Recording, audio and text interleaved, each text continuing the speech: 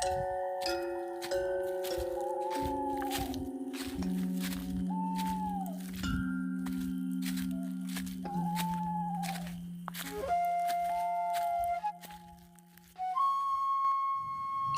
datang di Jalan-Jalan Malam. Selamat malam, tenangkan napasmu dan biarkan matamu beradaptasi dengan gelapnya malam ini.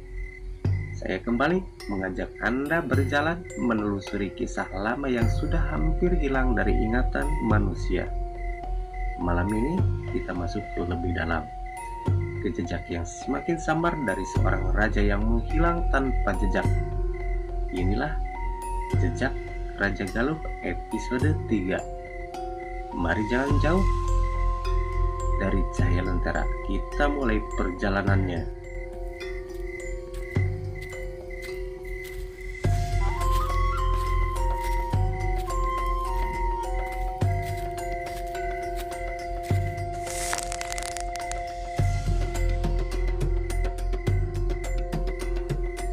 Di depan kita berdiri sebuah gerbang kayu tua, tidak besar namun terasa berat, seakan menyimpan sesuatu.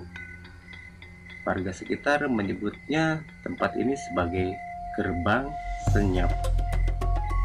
Pada masa kerajaan Galuh, gerbang ini menandai batas wilayah para penjaga rahasia sang raja. Hanya mereka yang bersumpah boleh melewatinya, dan malam ini kita juga akan melangkah melewatinya.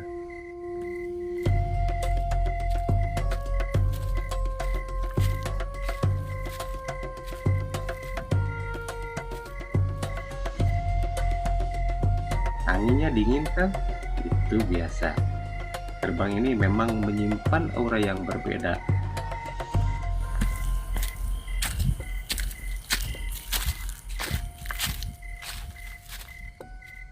Di kiri kanan, lihatlah batu-batu besar yang membentuk sebuah arca. Wajahnya sudah aus, namun garis matanya seolah masih melihat kita. Legenda mengatakan arca-arca ini dulunya prajurit istana. Mereka berubah menjadi batu karena melanggar sumpah kesetiaan. Mungkin hanya cerita, tapi kalau kau merasa diperhatikan, itu wajar di tempat seperti ini.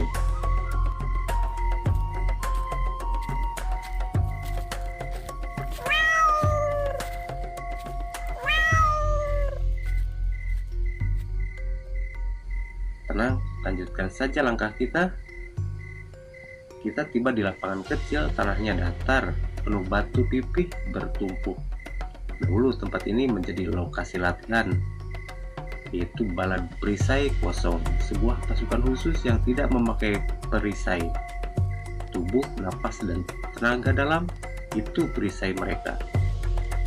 Ketika Raja Galuh menghilang secara misterius, pasukan ini adalah yang pertama menyusuri hutan. Mereka berangkat 30 orang, yang kembali hanya 5. Hingga kini tidak ada yang tahu apa yang mereka temukan. Kau dengar itu? Hutan ini masih menyimpan jawabannya.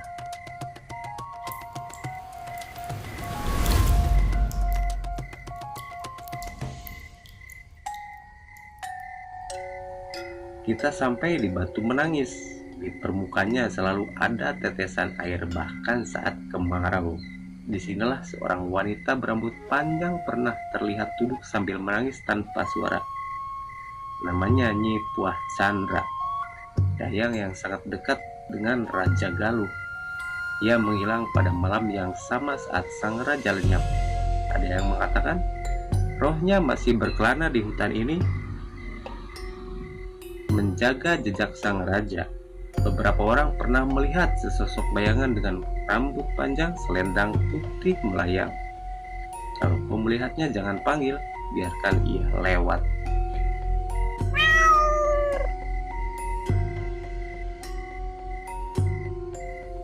Lihat ke tanah ini, ada cekungan besar seperti telapak kaki manusia, tapi ukurannya tidak masuk akal.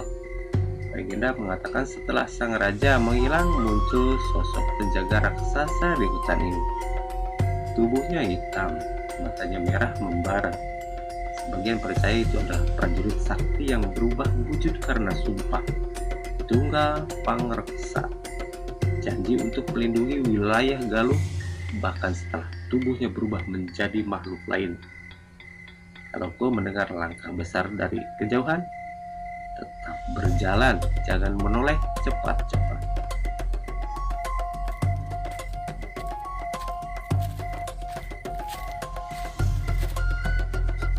Kita tiba di Lembangan Sunyi. Tempat ini terlalu sepi, bahkan angin enggan bersuara. Di sini pernah dihukum seorang adipati yang berkhianat pada Raja Galuh. Ia diikat di 3 pohon dan dibiarkan diadili oleh alam.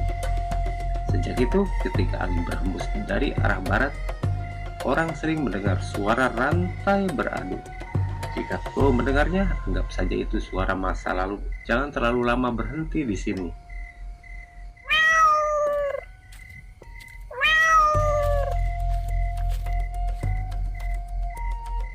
Kita semakin masuk lagi ke dalam hutan, dan hawa di sini berbeda. Gelapnya lebih pekat, udara lebih berat. Di depan kita sebuah batu panjang seperti alas duduk. Disinilah Raja Galuh terakhir kali terlihat. Ia duduk memandang langit, lalu kabut putih turun tiba-tiba dan menyelimutinya. Ketika kabut itu menghilang, sang raja lenyap.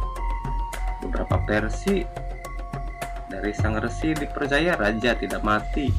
Ia berpindah ke antara dua dunia, alam manusia dan alam para leluhur.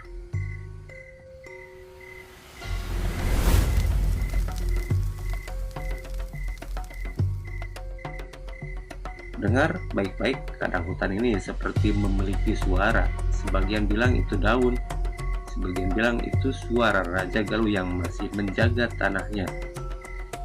Dan bila malam benar-benar sunyi, kadang-kadang langkah kecil tepat di belakangmu. Kalau kau mendengarnya, tetap berjalan, jangan hentikan langkahmu. Perjalanan kita malam ini selesai, tapi kisah Raja Galuh belum berakhir. Masih ada jejak-jejak lain yang menunggu kita di episode berikutnya. Terima kasih sudah berjalan bersama saya di malam sunyi ini. Sampai bertemu di perjalanan berikutnya. Dan hati-hatilah saat pulang. Kadang sesuatu dari hutan Galuh menemani orang berjalan sendirian. Terima kasih.